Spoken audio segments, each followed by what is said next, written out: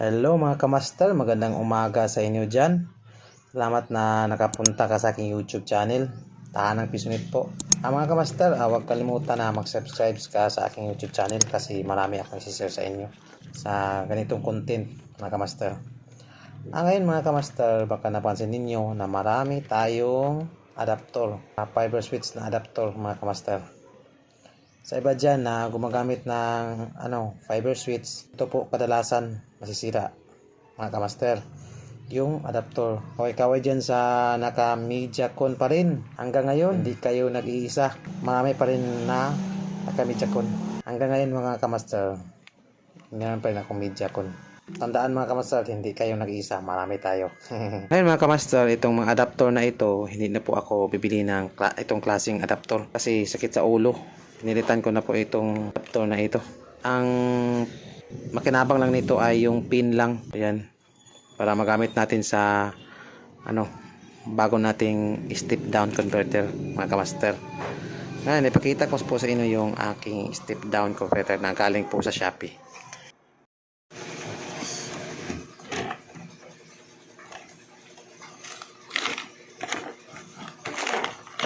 Itong USB tulan mga kamaster ay hindi na po ako gamit ng ganito. Ang ginamit ko ay Bila na.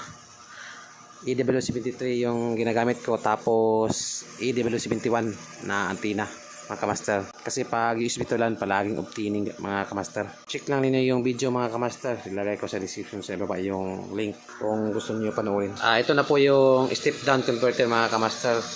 Actually mga kamaster ay tatlo po ito. Yung dalawa ay na-deploy ko na. Ayan, hindi natin patagalin mga kamaster. Pisa na natin para makita ninyo kung paano natin gagamitin ito. A few moments later. Ayan mga kamaster. Ayan, Mediacon. Ito yung aking star straw. Wala po akong available na gamit. Ito lang. Pero importante mabuksan natin mga kamaster. Ayan, nandito na. Tapos yung ating step down converter. Ayan. Kung bibili kayo dito guys, ilagay ko sa description sa ibaba yung link kung saan ko po ito binili, yung legit case. Ayan.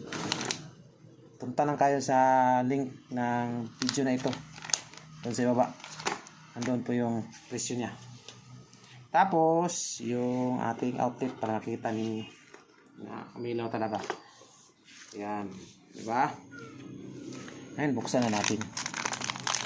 Buksan natin mga kamaster. Ayan, maliit lang mga kamaster oh. Pero malupit siya mga kamaster. Hindi katulad ng adapter nito. Kita ko sa inyo yung adapter mga kamaster. Ayan mga kamaster. Yung adapter niya. Ayan o. Kalasan. Ayan. Ito po yung adapter niya. Dito. Saka dito. Ayan. Alam naman ninyo dyan mga kamaster. Pero wala na po ito mga kamaster. Pinalitan ko na. So kadalasan yung switch hub na adapter mga kamaster, yung kadalasan nasisira. Ayan. Wala po akong available dito na switch hub kasi na-deploy na. Pero mamaya ito try natin. Pakita ko po sa inyo na gumagana. At saka ito. Ayan mga kamaster. Ito po yung nila adapter. Ngayon ito try na natin mga kamaster. Ayan. 5 volts tapos ground. Ayan, makikita ninyo na mga kamaster. Ayan, di ba? Tapos ito po yung ating dugtong ng ito po yung ating dugtong ng adapter sa ating Mediacon. Ayan. Umpisahan na natin. Ayan. Kapag nasisira po ito mga kamaster, wala na po itong silbi. Ang magamit lang dito mga kamaster, ito lang yung pin. Ayan. Putulin natin ito dito.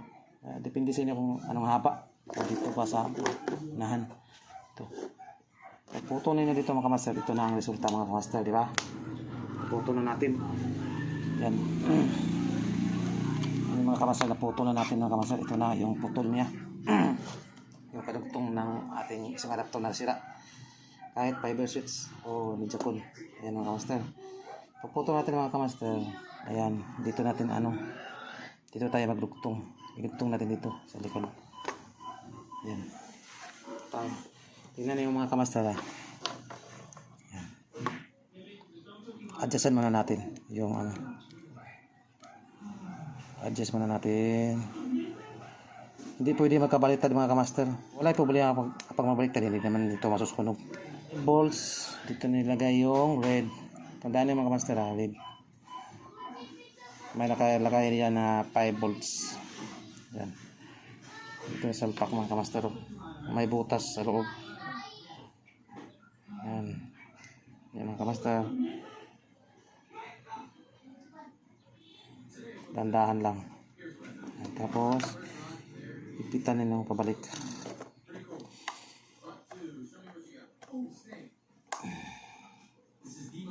Okay, master. Yan. Ipitan nila mga master. Tapos yung isa, baliktad natin. Diba yung red is nakalagay sa 5 volts. Tapos yung green lagay natin sa ground. Tandaan mga master. Yan.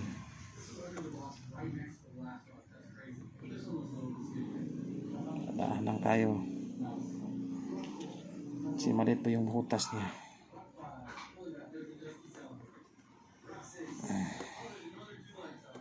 Kaya natin.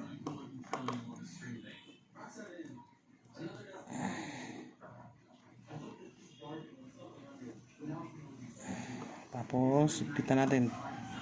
Kayo na bahala magpasok kasi mahaba lang sa akin. So, ipakita ko lang sa inyo kung paano. Ayan. Ayan mga kamaster. Simple lang. Ayan. Ayan mga kamaster. 5 volts ang nakalagay sa red. Tapos yung ground ay nakalagay natin sa green. Diba mga kamaster? Ayan. Tulad ng sinabi ko mga kamaster ito. For example, nasisira po yung ating adapter. Putulin natin ito. Dito. Ayan. Tapos i-connect natin. Ayan. Tapos sa kabila na naman kamaster. Ayan. I-isog natin. Sa kabila na naman ay yung 12 volts na adapter. Ayan. 12 volts papunta dito. Convert niya to 5 volts. Hanggang na po ito. Ayan mga kamaster. Diba? Hanap tayo, kukuha muna ako ng 12 volts na adapter. Ayan mga kamaster, 12 volts na adapter. Ayan. Ito yung 12 volts na adapter, isasak natin sa ating outlet. Ayan mga kamaster, yung outlet natin. Ayan. Saksak ko na masok mga kamaster. Ayan. Tapos, saksak ko dito. Sa kabila. Ayan mga kamaster. Dapat iilaw po ito. Ayan, diba? Iilaw mga kamaster. Oh. Yan mga kamaster. Iilaw talaga. Kita po yung ilaw niya mga kamaster. Oh, may ilaw. Tapos, ayan. Palitan natin. Sakto, parang sira Ayan. Sira pala to yung aking media code isa. Ay, pare. Ayan mga kamaster. Ilaw po ito mga kamaster. Ayan. Yan, ilaw po ito. Yan. Kita niyo yung kamaster, i-off po yung light. Oh, di ba? Ilaw talaga yan. Gagana talaga ng kamaster. Oh. Sinsya na mga kamaster, yung isa sira. Yung medyo ko. Hindi ko na-try kanina. Yan mga kamaster. Oh. Ilaw yung yung power niya. Yung power. Gagana na po ito mga kamaster. Tandaan mga kamaster 12 volts punta dito. Tapos isasara niya ng 5 volts papunta sa ating media converter. Yan ang media converter natin mga kamaster. A few moments later. Magandang gabi. Ayan. Ginabi kasi kami may trouble kanina. Ngayon lang kami nakapunta dito. Ayan. Ito na po yung ating step down converter guys. Ayan. Ito po yung kanina guys na ginawa natin. Ayan. Dito lang ito. Kasi for in case emergency, makalidi na ako. Ayan. Hindi na natin ito i-try kasi nakikita naman ninyo kanina. Ito. Ayan. Gusto ko lang ipakita sa inyo. Ayan. Ito guys. Ayan. Tulad ng sinabi ko kanina guys, ito yung pin papunta dito sa step down converter. So, nakita ninyo. Yan. Yung mga gumagana talaga guys. Ayan. Wala po itong aberya kapag mag-burn out. Ayan. Hindi po yung masisira yung ano, adapter nito. 12 volts ang adapter guys, papunta dito. Ito po yung adapter niya guys. Ayan. Ayan, adapter. Ayan. Gumagana talaga guys. Ayan. Kapag gusto ninyo bumili, ilagay ko sa description sa baba yung link kung saan po ito binili. Yung legit na store guys sa Shopee. Ayan. Tapos, ano, Mediacon. Ayan. 3 Mediacon. Ayan. Malakas kumain guys, oh. Itong Mediacon guys, ay nagkikita po ito na marami. Kasi, ang layo dito guys, ay nasa 800 meters. Naglagay ako ng switch hub doon sa area na yun. Dito po siya kukuha ng min. Kaya, ano, separate po siya para solid yung signal papunta doon kasi maraming ano, client nito. Meron siyang fiber switch katulad nito guys, so fiber switch ito sa area. Kasali na po ito. Ayan, saka itong area. Itong medyo ko na ito, yung 3. Ito guys, may switch hub na sa area, nasa 400 meters. Ito nasa 800 meters, 500 meters. Ayan guys. Oh. Marami po itong client guys. Ayan. Oh, tingnan na guys, oh. Pitok-pitok na guys, oh. Lakas. Ayan. Lakas. Ayan. Kita nyo guys. Magana talaga guys. Tulad ng sinabi ko guys, dito, ano na, pag may sira. Ayan. Dito ko na rin siya. Hindi na natin i-demo guys kasi nakikita naman ninyo yung isa. Ito pa to. Ito. Ayan. Kita naman ninyo. Nagana. Ayan. Basta guys, hindi na po ako gagamit ng ganito. Saan ba ito? Ito. Hindi na po ako gagamit ng ganito. Wala na. Wala na po itong hindi. Pangit. Ito ang dahilan kung bakit yung mga signal ko parang hindi solid. Tumagos. Ito pala yung problema guys. Yan. Guys, baka napansin niyo sa ilalim. Ito po yung aking ano, pisonet. Hindi ko na po ito ginagamit kasi wala na. Shutdown na talaga yung pisonet ko. Wala na po yung business ko na pisonet. Malaki yung ano, maintenance. Ito guys, oh, pakita ko sino. Yan. Ito guys. Yung mga hard disk lang ang diferensya nito. Gagana po ito guys. Ayan. Tapos ito. Tatlong PC po ito nasa loob. Binalot ko lang para hindi maalibak-abok. Ayan. Sunod ko. Ayan na po guys, oh. PC ko yan guys. Tapos meron pa dito.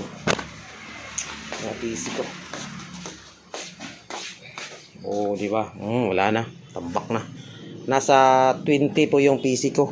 Pero meron pang ibang na gumagana. Gumagana pa yung iba guys. Nandoon sa area sa mga lagyan ko lang ng wifi. Ayan.